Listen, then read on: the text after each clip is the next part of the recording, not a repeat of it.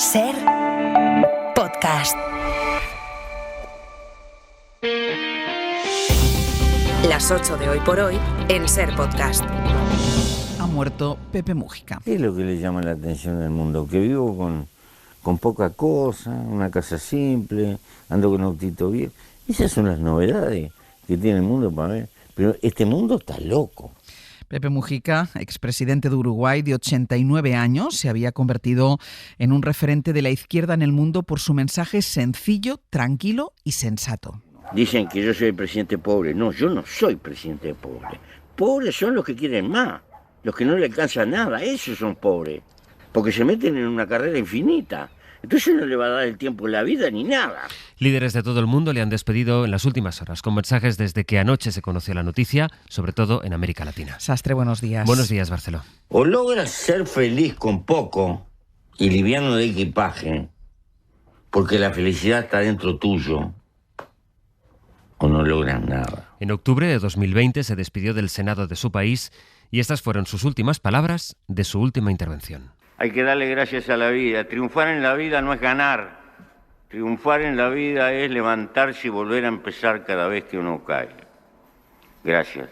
Gracias, señora persona. Hoy por Hoy Noticias. Ser Podcast. Hola, muy buenos días. Uruguay ha decretado 3 días de luto por la muerte de Mújica, que hace unos meses concedió una entrevista a la SER.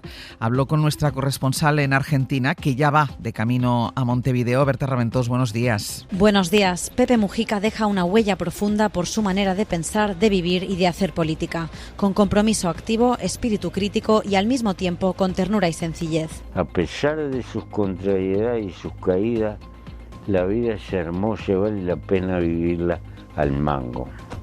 Que amen la vida. A partir de hoy, los uruguayos despiden a un líder que invitaba a valorar el tiempo, a vivir con sentido y sin sembrar odio. Fue una figura de unidad en un país marcado por un sólido espíritu democrático y un respeto por las instituciones y el adversario político.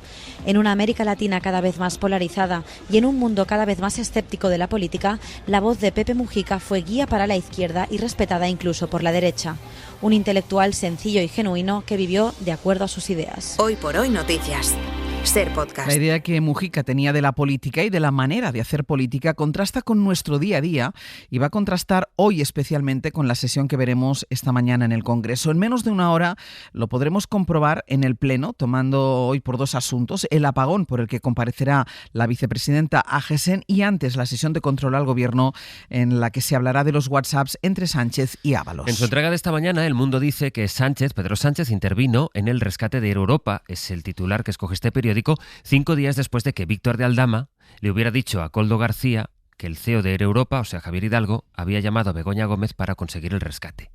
En el mensaje en cuestión, Sánchez le pone a Ábalos que merece la pena dar una vuelta a la operación y Ábalos se ofrece a contarle cómo estaba esa operación, tanto de Air Europa como de IAG, a lo que Sánchez le responde: a mí la operación de IAG, salvo que me convenzas de lo contrario, no me convence. En todo caso, es una operación que debemos meditar y ver cómo enfocarla. Esta es la conversación sobre el rescate de Air Europa. Esta misma semana el Supremo ha rechazado investigar precisamente eso, el rescate de Air Europa, y la Audiencia de Madrid ya pidió al juez Peinado que acotara su investigación contra Begoña Gómez y dejara al margen lo que estuviera relacionado con el rescate de esa compañía porque no ve indicios.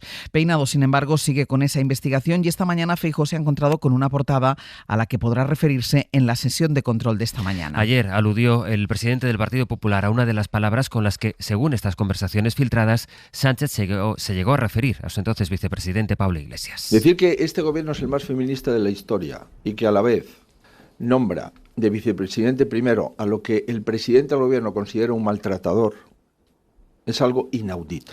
Guillermo Lerma, buenos días. ¿Qué tal? Buenos días, Ángels. El Gobierno se plantea llevar a los tribunales la filtración de los mensajes privados que Sánchez intercambió con Ábalos y en los que, hasta el momento, lo que se ha visto sobre todo es la relación de confianza que tenía con su hombre de confianza y su forma de referirse a los varones críticos del PSOE.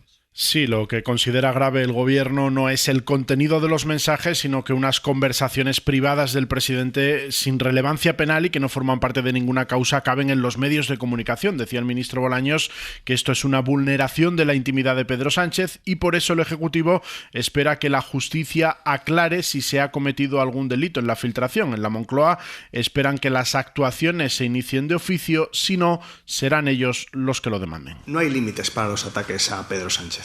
Ni su privacidad se respeta. Queremos llegar hasta el final, queremos conocer todo de la filtración. ¿Quién ha sido?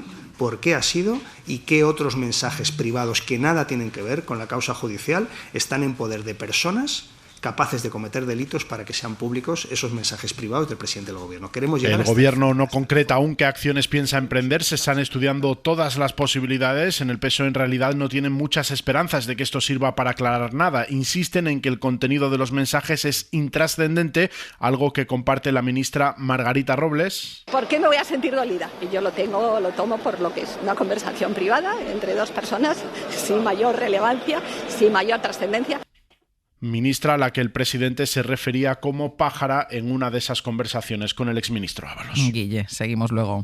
Hasta luego. A todo esto, el juez Juan Carlos Peinado va a interrogar hoy como imputado al delegado del Gobierno en Madrid, Francisco Martín, investigado por su aparente participación en el nombramiento de una asesora de Begoña Gómez en la Moncloa. A las 9, sesión de control que podremos escuchar aquí en directo y luego comparece la vicepresidenta Agesen para hablar del apagón del día 28, cuyas causas concretas siguen sin saberse. Esta mañana publica el diario El País en su primera que Red Eléctrica y la Comisión de la Competencia alertaron en 2023 del riesgo de apagones. Fue una resolución que llegó a publicar el BOE hace 2 años. El texto avisa de que las elevaciones de tensión en la red causarán el desacoplamiento intempestivo, todo esto es textual, de las instalaciones.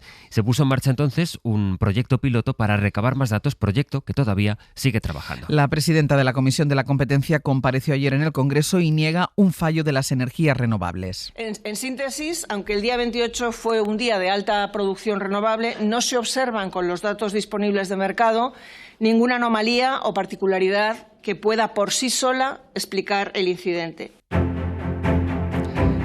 En Bruselas, la presidenta de la Comisión Europea y la presidenta del Parlamento Europeo hicieron ayer lo que todavía no ha hecho Carlos Mazón, recibir a las víctimas de la Dana. Roberta Metsola, que es la presidenta de la Eurocámara, dijo a las víctimas que contactaría con la Generalitat Valenciana para que llegue a verse Mazón con los afectados por la Dana. La presidenta de la Asociación de Víctimas del 29 de octubre, Rosa María Álvarez, lo contaba anoche en Hora 25. Sí que nos ha dicho algo así, como que nuestro PP, el PP español, era singular, peculiar, no sé exactamente, y que sí que iba a preocuparse en ponerse en contacto, no sabemos exactamente si con Mazón o con lo que era el gobierno, o sea, lo que es la Generalitat Valenciana, para preocuparse y para pedirle un poco de explicaciones de por qué no nos ha llamado, por qué no se ha preocupado. Ayer las víctimas se reunieron con representantes de partidos en el Europarlamento en un encuentro en el que no había políticos del PP y de Vox. El PP las ha convocado hoy en una reunión aparte. Van pasando los días, pero en Valencia la gente no se olvida ni de la Dana, ni de la gestión que hizo Carlos Mazón, ni de las versiones que fue dando sobre qué estuvo haciendo aquel día. Feijóo ha adelantado el Congreso del PP para remover el partido y ponerlo en modo electoral, pero sabe que esa cuestión, la de Mazón, la va a seguir teniendo sobre la mesa. Algunas voces apuntan al verano como un periodo propicio para precipitar el relevo, mientras Francisco Camps sigue maniobrando. David Junquera. Hola, buenos días. Después de barrer y adecentar el puente de mando de Génova, vía Congreso veraniego, a Feijóo se le acabarán las excusas para ponerse con otra puesta a punto pendiente. El cónclave del PP de la Comunidad Valenciana tocaba este verano y se ha retrasado sine die. Varias de las voces consultadas creen que el mes de agosto, propicio para aplicarle sordina a desagradables maniobras políticas, sería el ideal para afrontar el relevo de Carlos Mazón, un relevo que no puede hacerse sin la anuencia del afectado, al que se le puede desplazar de la presidencia del PP regional, pero no de la Generalitat.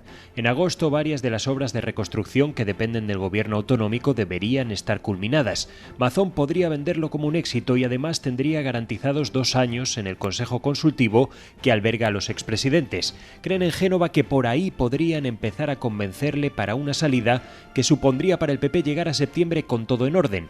El problema, no obstante, no es solo del presidente. Vox tendría que avalar a su sustituto en el gobierno valenciano y los populares tendrían que hilar fino para evitar que en el Congreso regional la candidatura de Camps o de otro outsider cogiera vuelo. Más deberes que se le acumulan a Feijóo en un verano que se avecina movido.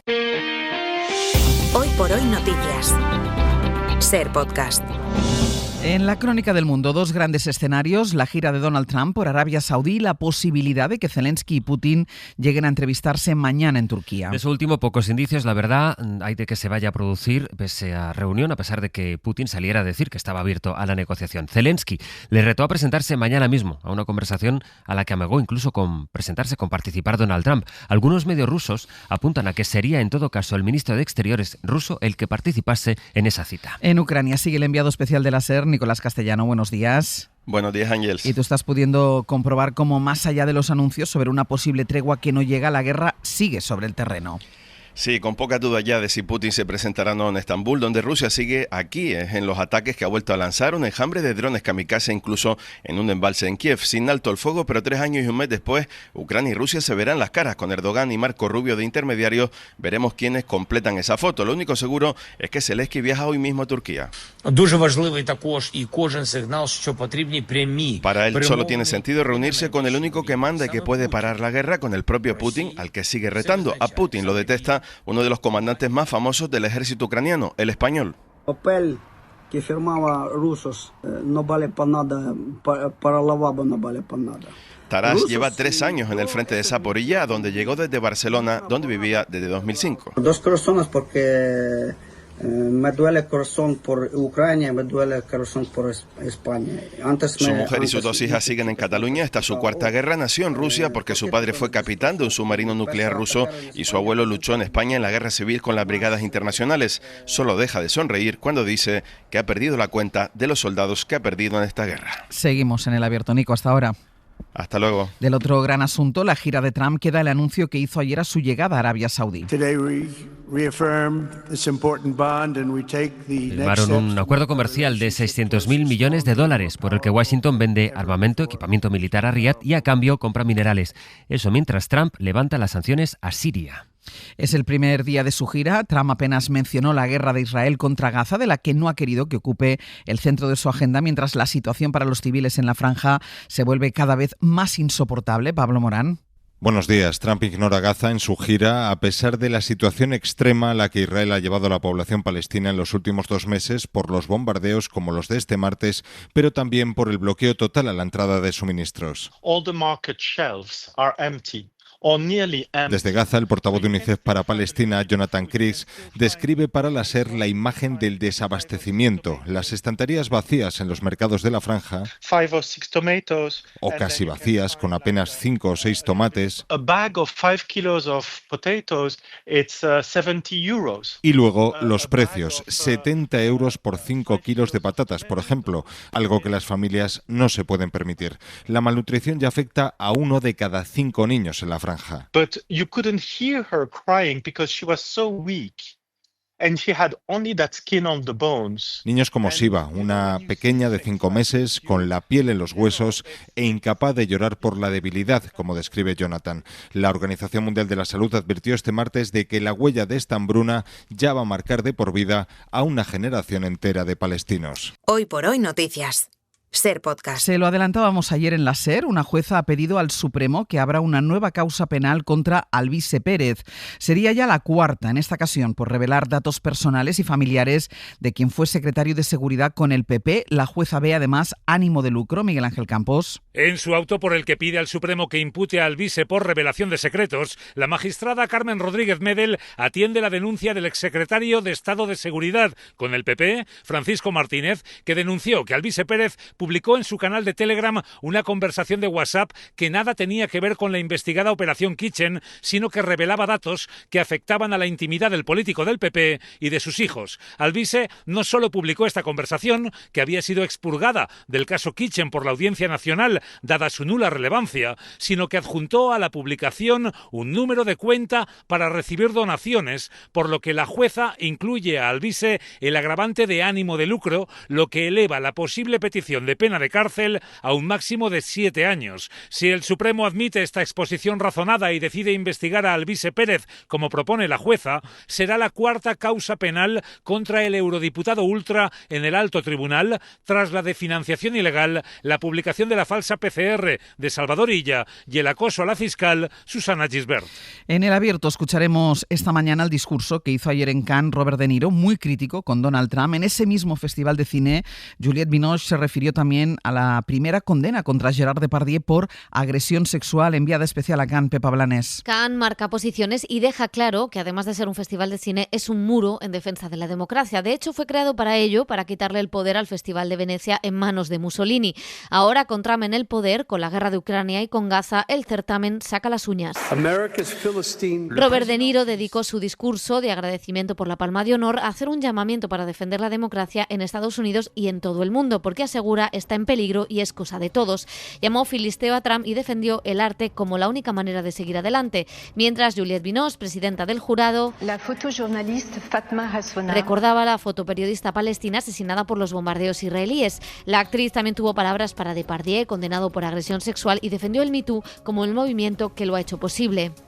Y es el dato económico de lo que llevamos de mañana. Telefónica acaba de presentar sus resultados. La empresa ha ganado 427 millones de euros en el primer trimestre del año. Es un 26% menos que hace un año en plena reorientación estratégica. La compañía dice que confía en que sus resultados puedan mejorar en los próximos trimestres. Y en 10 minutos El Abierto. Esta mañana compartiremos nuestra mesa de análisis junto a Berna González Harbour, Joan Subirats y Víctor Lapuente. Para no perderte ningún episodio, síguenos en la aplicación o la web de la SER, Podium Podcast o tu plataforma de audio favorita.